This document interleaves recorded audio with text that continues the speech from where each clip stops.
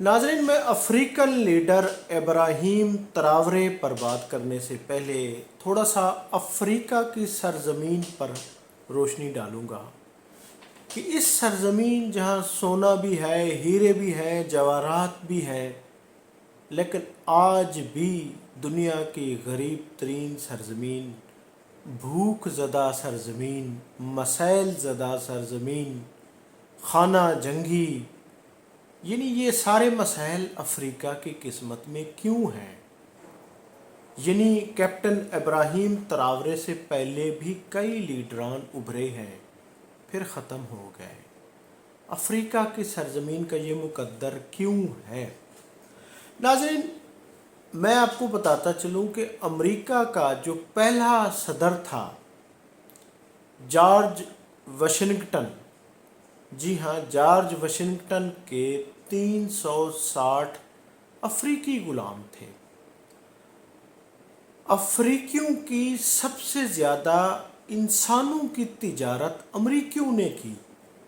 کیونکہ وہاں پر بہت زیادہ غربت افلاس تھی، بھوک تھی، تو یہ افریقہ کے لوگ اپنے آپ کو بیچنے کے لیے، 2 وقت کی روٹی کے لیے اپنے آپ کو غلام رکھ لیتے تھے، اور اس کا جو فائدہ ہے وہ سب سے زیادہ امریکہ نے، فرانس نے، یورپین کنٹریز نے، برطانیہ نے ہر دور میں اٹھایا ہے۔ 17ویں صدی، 18ویں صدی، یہ کھیل کو تقریباً 16ویں صدی سے سٹارٹ ہوتا ہے۔ امریکہ کا پہلے صدر کے 360 غلام تھے، اور اس دور کے تقریباً تمام امریکی تاجروں کے پاس، جو تاجر تھے ان کے پاس جو غلام ہوتے تھے وہ افریقن ہوتے تھے۔ باقاعدہ ان کو یورپ میں کنٹینروں میں بند کر کے بیچا جاتا تھا، ان کو مال ٹریڈ کے ذریعے باقاعدہ، یعنی کہ ساحل سمندر کے ذریعے باقاعدہ ان کو بھیجا جاتا تھا، ان کی ٹریڈ ہوتی تھی۔ تو ناظرین، یہ سلسلہ یہ اس وقت سے ہے، یہ کوئی آج سے یہ سلسلہ نہیں ہے۔ تو اس کے بعد کیونکہ اس زمین پہ سونا نکلا، ہیرے نکلے، جواہرات نکلے، تو پھر اس کے بعد برطانیہ قابض ہو گیا، امریکن کمپنیاں آ گئی، فرانس نے کئی ممالک پر قبضہ کر لیا، اور پھر یہی جنگ نیلسن منڈیلا نے یورپ اور برطانیہ گوروں کے خلاف تقریباً 27 سال تک، یعنی اپنی آدھی زندگی انہوں نے جیل میں کاٹی اسی سٹرگل کی وجہ سے۔ لیکن نتیجہ پھر بھی ان کے بعد بھی وہی رہا کہ آج بھی وہاں یورپ کی کمپنیوں کا تسلط ہے۔ تو ناظرین، یہ کیپٹن ابراہیم تراورے برکینا فاسو یعنی افریقہ کے صدر ہیں۔ وہاں انہوں نے 2022 میں، یہ وزیر اعظم ہیں، 2022 میں انہوں نے ایک جونیئر فوجی افسران کی بغاوت کے ذریعے یہ اقتدار میں آئے، اور ان کو جو سب سے زیادہ غصہ ہے وہ یورپ پر ہے، امریکہ پر ہے کہ ہمارے وسائل امریکہ اور فرانس کھا جاتا ہے، ہماری کمائی۔ تو اس لیے انہوں نے تمام یورپی ممالک کے سفراء کو، سفیروں کو وہاں سے نکال دیا ہے، اور آئی ایم ایف اور ورلڈ بینک سے انہوں نے قرض لینے سے بھی انکار کر دیا ہے۔ انہوں نے اپنی معدنیات کے ذریعے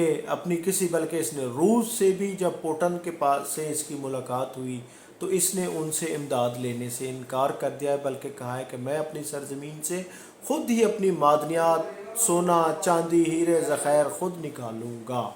جس کی وجہ سے عالمی دنیا میں اس کو خاص اہمیت دی جا رہی ہے کہ وہ سرزمین جہاں سے ہمیشہ یورپ، امریکہ نے کمایا ہے، جو آج بھی غربت میں ہے، آج بھی مسائل میں ہے، آج بھی خانہ جنگی میں ہے،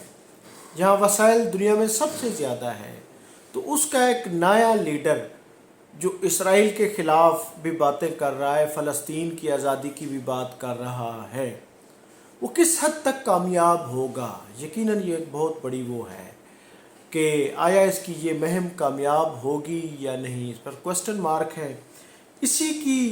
اسی ملک سے ایک لیڈر 80 کی دہائی میں بھی نکلا تھا جس کا نام تھا سنکارا،